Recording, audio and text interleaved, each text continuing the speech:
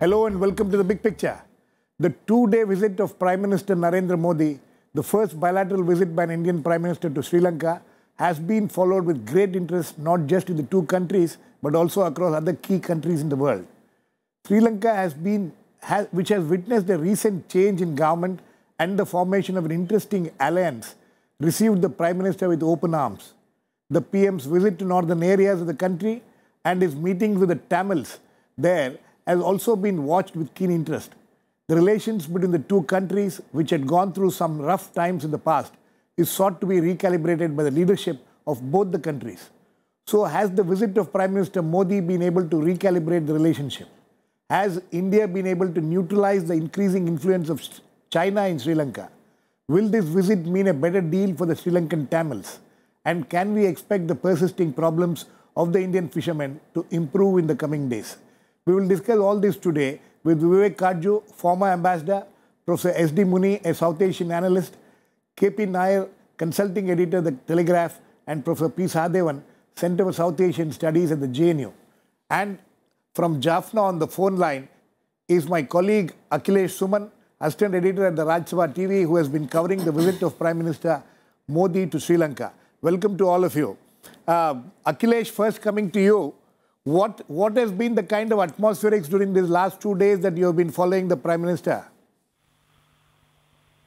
Yeah, Girish, actually, I can say that this is really a new phase between India and Sri Lanka relations. And if you see that more than 3 decades war-ravaged country, civil war-ravaged country, is really heartening to see that it is coming up. And I was moving in Jaffna area, Mannar area, and all those areas were badly infested by the LTT people. And now if you see that, if you come and you will see that people are freely moving from here to there, infrastructure, road infrastructure, everything is coming out. And you will see that India is present almost everywhere in this area, infrastructure creation, railway station creation. I went to the railway station also, Talai Mannar railway station. That is the last point of Sri Lanka in the Indian side. From where you can reach Danaskoti in 32 kilometers, it will take 3 hours in the normal ferry. And what I heard that normally what is happening that if there is a new film release in Tamil Nadu, people from Talai Mannar will go to Tamil Nadu and see the film and then they come back. So this type of situations have been created now. So you can understand India's Prime Minister Narendra Modi coming to Jaffna has given a boost to the confidence of not only the Tamils, even the Sealis. I talked to many Sealis. Sealis are also had realized that country cannot go like that, and they told that Tamils are Sealis are our brothers, and we want to live like the earlier period when before independence there was a good brethren relationship between Sealis and the Tamils. So you can understand that why when Prime Minister Modi came and he announced visa on arrival for common tourists from Sri Lanka in India and exemption of visa for official and diplomatic passports, it has given a new boost to the relationship between the two countries. People can go. Okay. Okay, so Akhilesh, you please stay on. I think there is some little problem with your audio line. It will be corrected by the next time you come back. Please stay on with us.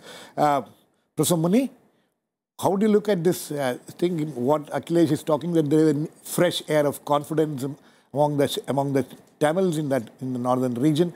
You think Modi has been able to create that kind of a confidence? Well, that's true, but that started with the change in the government in Colombo. Right. And I must say that the credit must be given to President Sirisena when he started relaxing on the military governor, on the information level, on talking to Vigneshwaran and, opening up channels of communication with northern and eastern provinces. I think Prime Minister Modi is absolutely on dot always to put his fingers on the right buttons. And I think he did very well, both while delivering his speech in Colombo as also in Jaffna. And he has done one thing which should be underlined and remarkable. He has told the Sinhalese to accommodate the Tamil aspirations. And he has told the Tamils to be patient with the new government. Because the problem like the genocide resolution and others would create more complications. Right. The government is new, it is a rainbow coalition, there are diverse interests. They will take time to reach out to the Tamils and reach out to the problems which they wanted to address. And I think he has tried to encourage both of them positively, which is a good sign.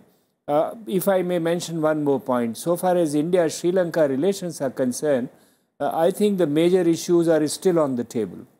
They have not been solved. Like fisherman issue you talked about. There was to be a defense cooperation agreement was being talked about, has not been discussed. The CEPA, Comprehensive Economic Partnership Agreement, which the Sri Lankans have a lot of reservations. On economic issues, they have reservations. So I think as we go further, he has created a wonderful atmosphere and we need to build upon that. Okay, Mr. Katju.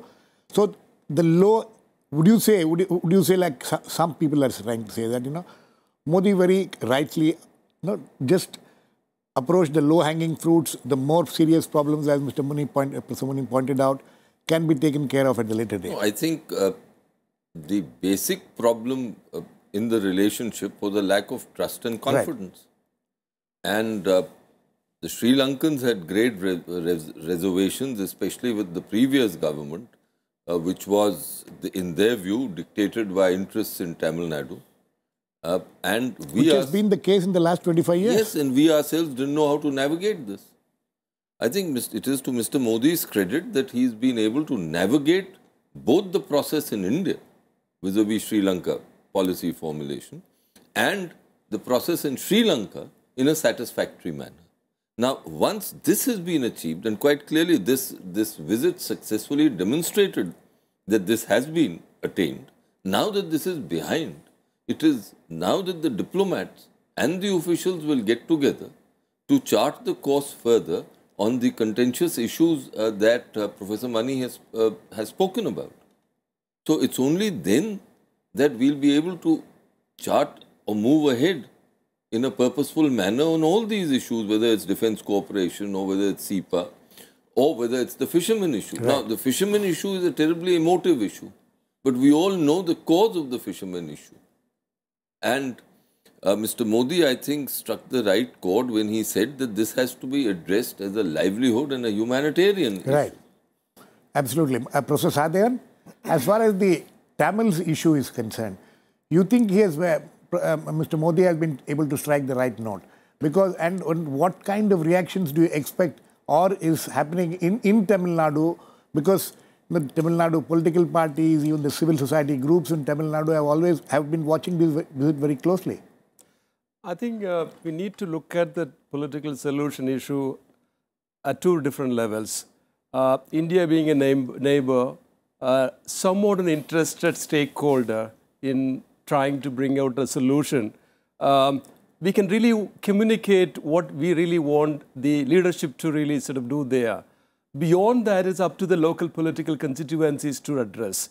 Now, what you really see is, I think he sent a very clear communication, and the messages were very clear, both the Sinhalese and Sri Lankan Tamils.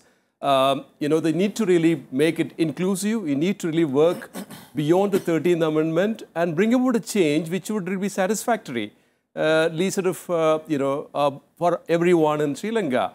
Now, the political complexities there in Sri Lanka is not easy to really sort of overcome. One has to wait for the parliamentary election, maybe later this year, maybe summer or beyond. One doesn't know exactly when they're going to be. And see what kind of a composition the parliament is going to have it. And therefore, I think internally, it's going to be a very huge challenge for Sirisena government and also the TN, the Tamil National Alliance, to really sort of really bargain and really work out a solution. You can't really push beyond the point. You can really communicate what you really expect. And this is what Prime Minister Modi did it in the last visit. Okay, in fact, Mr. KP, communicate what is just the right kind of communication, because beyond a point they also may get, worked up about it. In fact, this 13th Amendment, referring to the 13th Amendment, Prime Minister Modi, you think did the right thing? And how do you think it has been taken in Sri Lanka by the Sri Lankans? You see, my view is slightly contrarian compared to what my colleagues on the panel have expressed.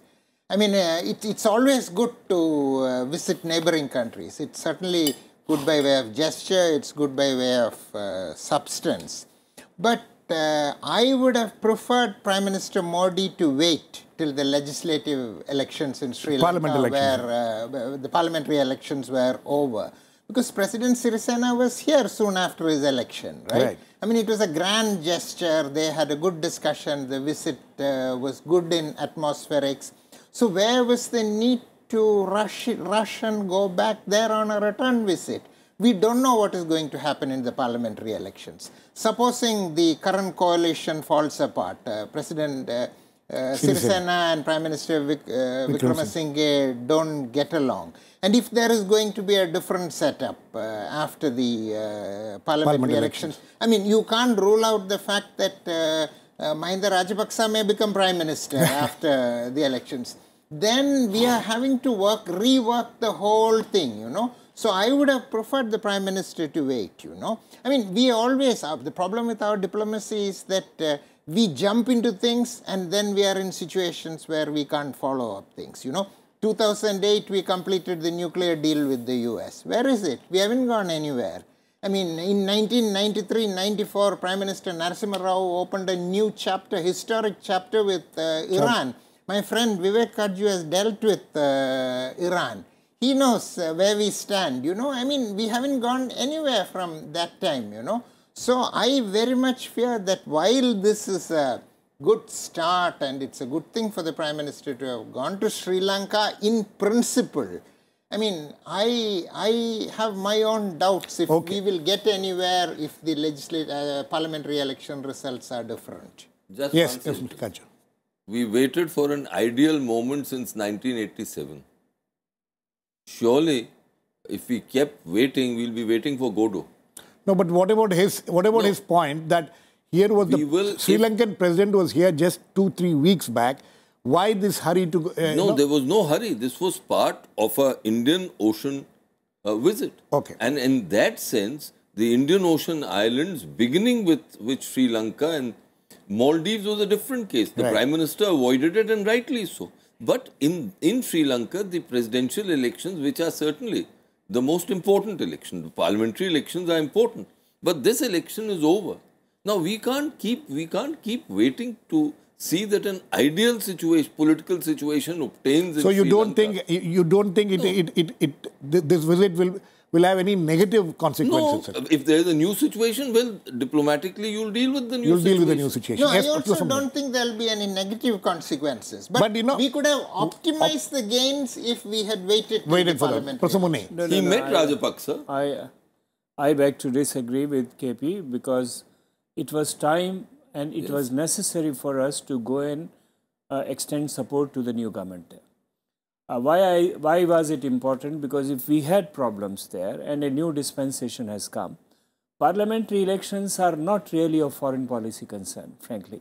Because there is still, until the so-called proposed 19th Amendment is brought about and the constitutional powers of the President are, shed off and a new system comes up, President is the authority.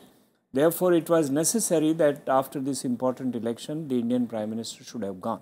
Secondly, I also want to endorse what Vivek has said, that we have waited for long. We should have gone in 2009, for instance, when LTT was, we did not. Now, this repeated, hesitance, and I am not saying this only for Sri Lanka, I have seen it in relation to other neighbors. In Bangladesh, Nepal, I mean, how long you go on waiting for... In for Nepal, an ideal situation. No, in Nepal, for instance, we brought about a massive transformation by bringing the Maoist on the table, and none of our leaders visited there. So this is not the right approach at all, as to wait for the opportune moment which may never come. Okay. Akhilesh, the question of the speech of Prime Minister Modi to the Sri Lankan Parliament, in which he mentioned the 13th Amendment, gave a slight nudge to the Sri Lankan government to move ahead and fulfill their... How has it been taken both as far as the Tamils are concerned and as far as the Sinhalese are concerned? Yeah, actually, I was present in the parliament at that point of time, Girish, and when Prime Minister was talking about cooperative federalism, I could understand that what is there in his mind. What was his suggestion that makes Sri Lanka a composition of states like India does have, give the states the rights that India has given the rights. And the same question I was asking to the Tamil people and also the Sinhalese people. They were saying that exactly there are 9 provinces in Sri Lanka, and in every province there is in mind that we should get some rights like Indian states do have. So everyone has welcomed the suggestions made by Prime Minister Narendra Modi. And amazingly, what happened normally when a statesman, when a president or prime minister of some country give a speech in the parliament, there is no speech from the host country like Prime Minister, but Prime Minister Ranil Wickremesinghe spoke after Prime Minister Narendra Modi spoke, and we were a bit scared that if he is going to make some controversial statement again. But Ranil Wickremesinghe was quite eloquent, and he was telling that yes, India is our, in a way, India is our brother, and India is our ideal in some ways. And he also told that India should take a leading role in the whole Indian Ocean region. So you can understand that the speech of Prime Minister we say in the whole Indian region and the Sri Lanka we say in the whole Indian Ocean region is exactly on the same path.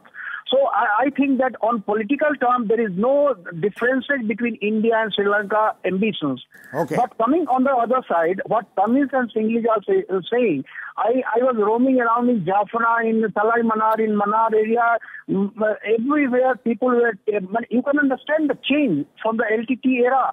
And they were telling that India is present in all these areas, in infrastructure, in railways. I went to the Talai Manar where Prime Minister Narendra Modi inaugurated the railway station. It's a beautiful railway station. You cannot understand such a railway station coming in India. So there's a lot of goodwill, and this goodwill, I think, it will generate further cooperation between the two countries. Okay. Yeah.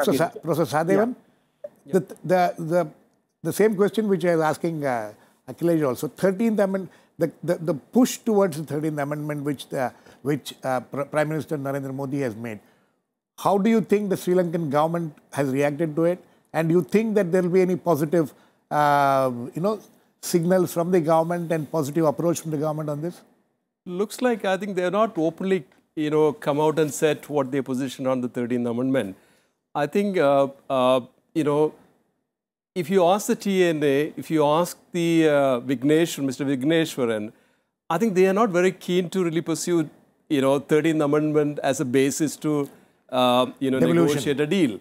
I think they want to really go beyond it, and they really look at a framework which is outside or more expanded in terms of bringing in what Madam Chandrika Kumaratunga negotiated during 2000.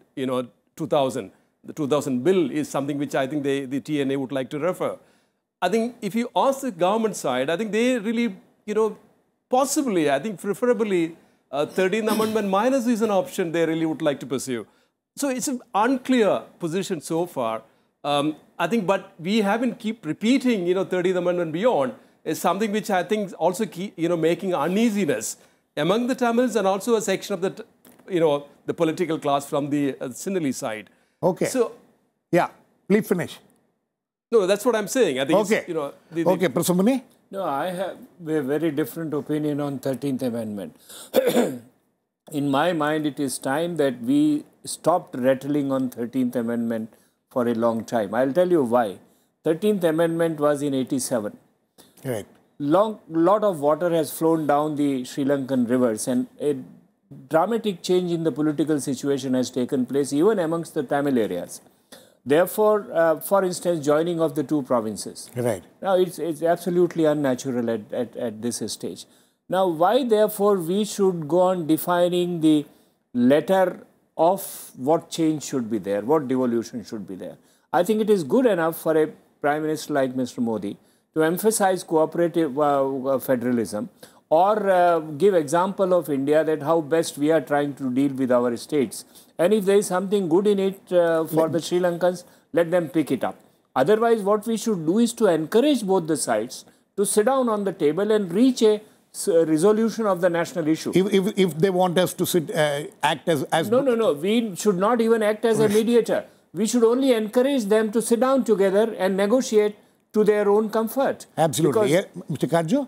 There are certain political realities both in India and in Sri Lanka. And I think the very term 13th Amendment has become a symbol of these political realities. So I find it difficult to conceive of any government in India, including the present government, giving up the use of this term. But as Professor Muni rightly says, the ground realities in Sri Lanka are very different now.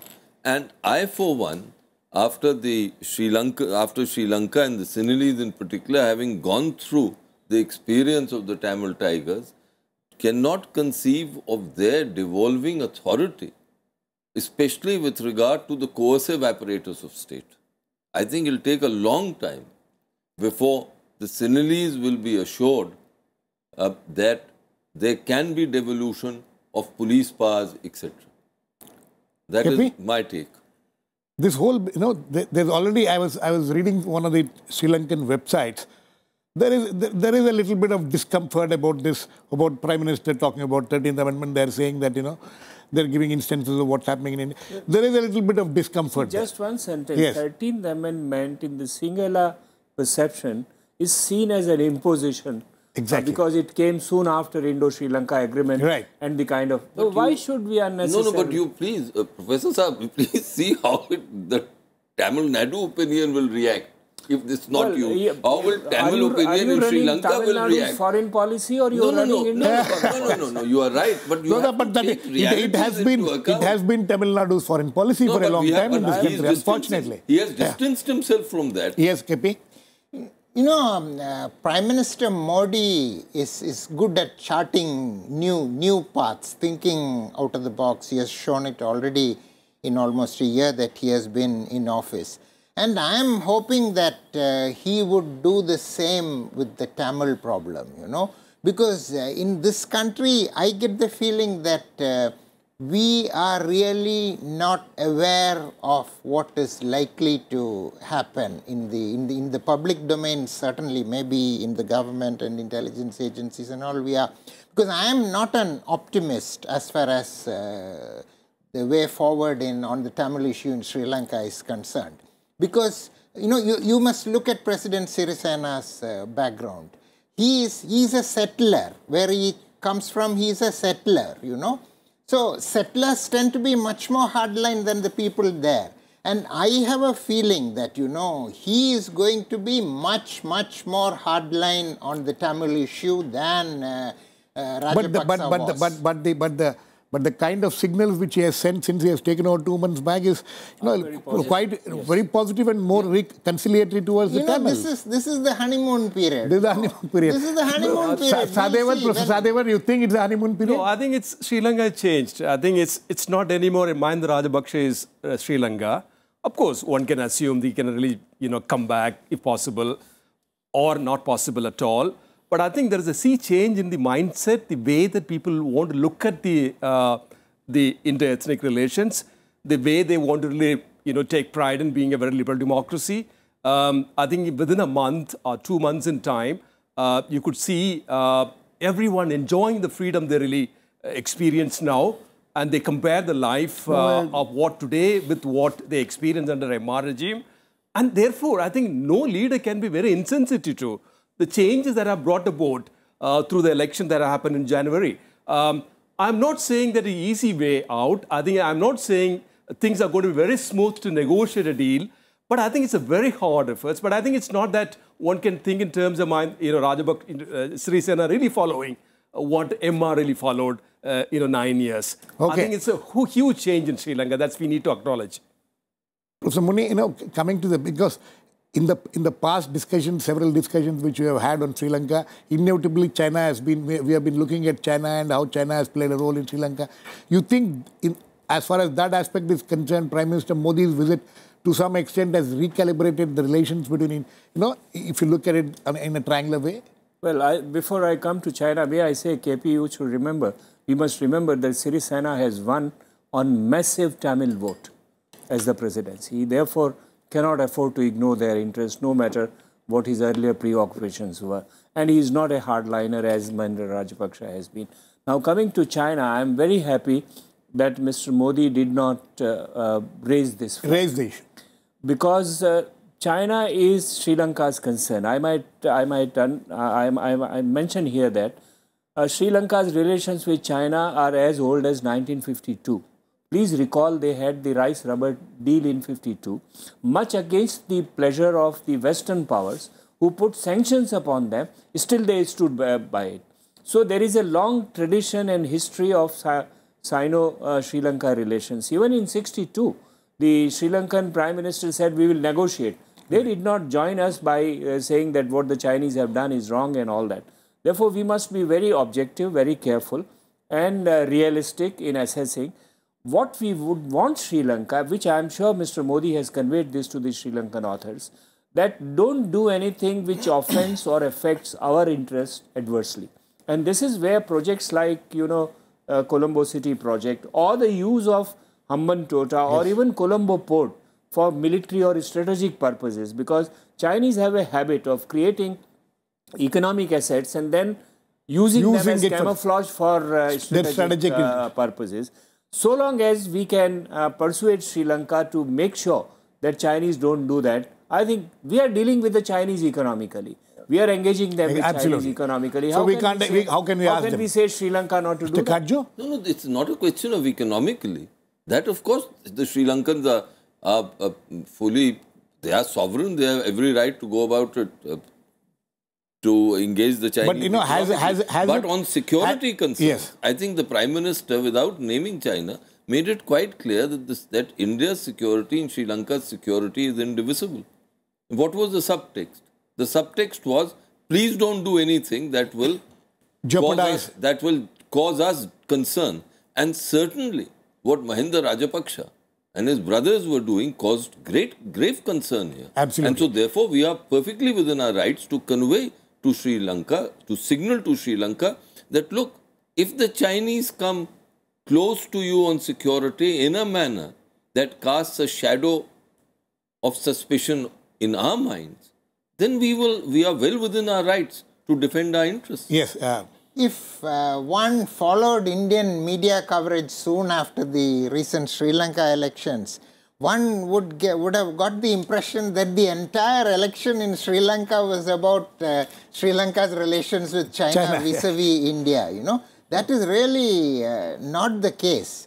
But Vivek is right about the history of Sino-Sri Lankan relations. But to my mind, for us, the bigger challenge in real terms and in the long run is the gaining influence of the United States in Sri Lanka. Sri Lanka. We overlook because I'm sure the look on Mr. Vivek Katju's face says that there is another topic for discussion, the US, Sri Lanka, India, this thing maybe. In South Asia, in South Asia. Is a topic. That's a topic which we need to discuss. But, one quick, as far as the fishermen issue is concerned, Professor Sahadevan, you think that there has been any progress on that?